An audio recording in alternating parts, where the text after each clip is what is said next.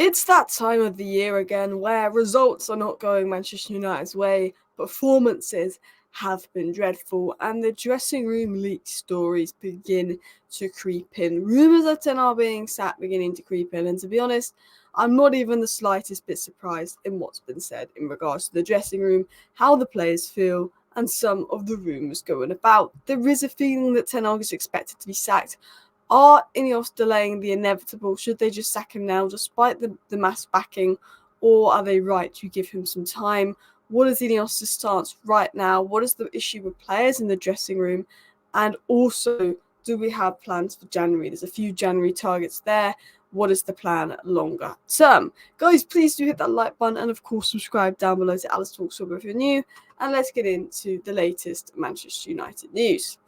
Erik Ten Hag still has the backing of Manchester United, but his potential sacking is being discussed openly by players. I knew a report like this was going to come out, and it's probably true. The players are probably saying, do you think Boss will be sacked? You know, do the players want him to be sacked? I'm not sure, because they gave everything in the FA Cup final. I felt like they were playing for him in the FA Cup final and they wanted him to stay, and they seemed quite happy he stayed. But have they given up on him already? I don't know. It's we have a weak mentality in the squad. Who knows? But they are discussing it. There's probably players that think we need a new coach, and there's probably players that want to give everything for Ten Hag. There's probably a mix of the two in the Manchester United squad right now. But Ten Hag does have the backing of United still. But when we say he has the backing of United, does he really? We spoke about this in my video last night. We know that they offered Tuchel a job. We know that they didn't want to keep Ten Hag, and he didn't get a new deal. He just got a contract extension. INEOS had a lot of concerns around Erik Ten Hag. So it's one of those where he's backed by INEOS, but actually he's backed by INEOS because they say we're not going to sack you to at least 2 more games. It's a bit of a... Continuing on into the report by Chris Wheeler and Sammy Mokbel here. Manchester United players expect Erik Ten Hag to be sacked. Although he still has the support of the dressing room, there's a growing feeling among some players that he cannot stop the rot and the change is inevitable. Some Manchester United players were surprised that Ten Hag was not sacked in the summer. So the feeling among United players, and United players are talking, is that they expect Ten Hag to be sacked. While some of them want him to succeed and have the support, they think it's done. And do you know what? I see that on the pitch. I feel like this team's mentally given up. And it's unbelievable. 6 games into the season, we've mentally given up. There's a mental issue at this club. But I feel like they want it to work, but I feel like they think, we need to change the manager. I don't feel like there's that belief in Ten Hag's system and that it's working. I really don't. And I think they think he's going to be sacked, and I think they are lacking belief that he's going to turn it around, because I think us fans are. We can't... Sometimes we can question the players because they're paid so much money to play for United. But if us fans are really questioning, can Ten Hag turn this around now? We've got no more excuses. Of course, the players are going to be feeling that way. They're going to be feeling, is it even going to change? Is it worth it? And they're going to have, self-doubt and lack of belief. And you can see that. Whenever we go 1-0 down, we're awful. But when we go 1-0 up, we can be all right. There's mentally something in this squad as well, where minute we're losing, that's it, we're done. Like, that's the game over. And I don't like that. And that absolutely concerns me, because it feels like they've sort of checked out that, we're not turning this around. Ten Hag is done. But the players are saying, they expected Ten Hag to be sacked. They thought Ten Hag was going to be sacked. And when the players are thinking like this and questioning it, it is going to reflect on the pitch, and it's going to be a really difficult job if Ten Hag is going to turn this around.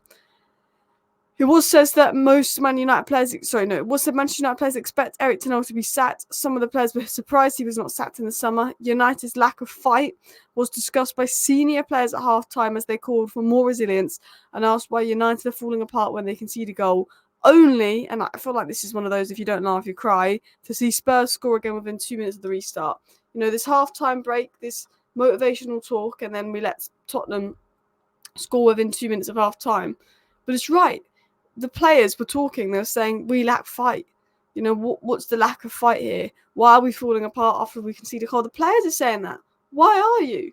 Because that is concerning. And Ericsson comes out in an interview after FC 20 and says, us and the players discussed the match and said they wanted it more. Ericsson is saying the players admitted that FC 20 wanted it more. The players are saying, why are we lacking the fight?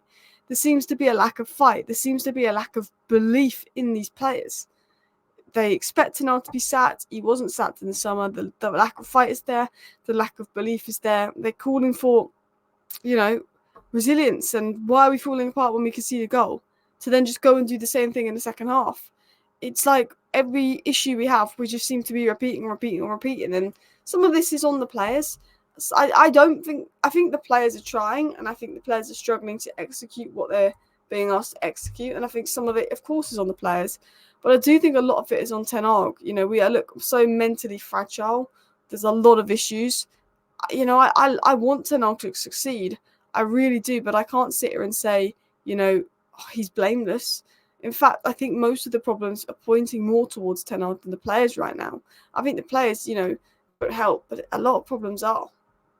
And talking of Ten Hag and talking of potential managers, there's a few headlines coming out today. United stars expect Ten Hag's sack, and D Express are saying Inzaghi in the frame. There's rumours of Inzaghi in the frame. I just don't think Inzaghi's going to come to United, if I'm going to be totally honest. And a lot of newspapers are saying players expect Ten Hag to get the sack. Is it over for Ten Hag? Let me know down below. Can you see him turning it around? Let me know. And if you can see him turning it around, let me know why. Let me know your thoughts. Now, obviously, one manager I thought Man United would definitely look at if Ten Hag was sacked was Graham Potter. But it has been said Graham Potter will not be the next manager of United. It's not being considered. I think the situation is, it's probably they give Ten Hag a few more games because they don't want to completely write the season off, and it's Ruud van Nistelrooy into to the end of the season. Unless there's someone that INEOS can get now that they really want. It doesn't seem that they're that bothered about Potter. They don't want Southgate despite rumours. Thomas Frank, I think they could have just had him in the summer and sacked Ten Hag, and they didn't. Of course, Tuchel, but he rejected us. Nagelsmann's one, but would he want to come? Inzaghi, would he want to come? Probably not. Amorim, would he want to come? Probably not. I feel like whoever they want is probably going to come in the summer, which means it was Ruud van Nistelrooy interim to the end of the season, which is almost writing for the season. So I can see why they might give Ten Hag more time.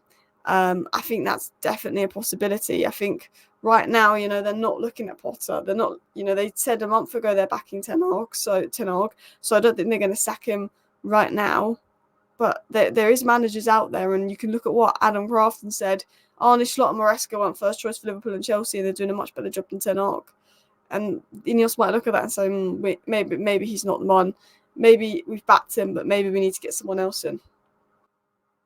Not sure what happened, but we basically just completely froze out there. So I don't know where I was at, but we're basically talking about the managers and who they might bring in. And to be honest, I think it could be Ruud van Nistelrooy interim until the end of the year, because I don't think there's a manager that INEOS 100% want that's available now. But who knows? Because I think if it is bad versus Porto and Villa, he's gone. I think ultimately they're going to look to give him to Christmas. And I think if we get a result versus Porto and Villa, they stick with him for a bit longer. And then some will say if we stick with him for a bit longer and we get a few bad results in November, we'll just delay the inevitable and then sack him in November, which is probably a likely possibility. Maybe he turns it around. In terms of other news, this was obviously presented by Sky Sports, and it is concerning that since Ten Hag's appointment, we do rank 10th for goals scored. And this is even when Ten Hag, it started well under Ten Hag. When Ten Hag first came in, we finished third. To be ranked 10th for goals scored is not good enough. We're not scoring. We're Manchester United. City nearly have double the amount of goals in that time. We also, since Ten Hag's come in, we've conceded 23 plus goals 23 times. Ollie did that 16 times in more games. Mourinho did that 7 times in more games. Van Gaal got less games. He did that 8 times. We've conceded 23 times. We conceded 3 plus goals. So it's not looking good going forward stats-wise, and it's not looking good defensively stats-wise. And while I try and defend Ten Hag because I know that we've had issues with player power, I know that the environment at the club is an absolute mess, and I think the recruitment has been poor. Some of these metrics and these statistics around Ten Hag are absolutely shocking. Just going into a final story, it has been said United are interested in signing Fulham left-back Anthony Robinson, who's said to be valued at 35 million. Luke Shaw now not expected back to November. I don't know why we didn't sign a left-back in the summer when we've got no one until at least mid-November, assuming they're ready to play when they've been out for so long. But I think we'll have to look at a left-back in January, and Anthony Robinson could be one, but Fulham are going to be reluctant to sell. Anyway, people, please do go ahead and hit that like button. Of course, subscribe down below if you're new. Thank you so much for watching. I do apologise if we froze out there a little bit. Bye.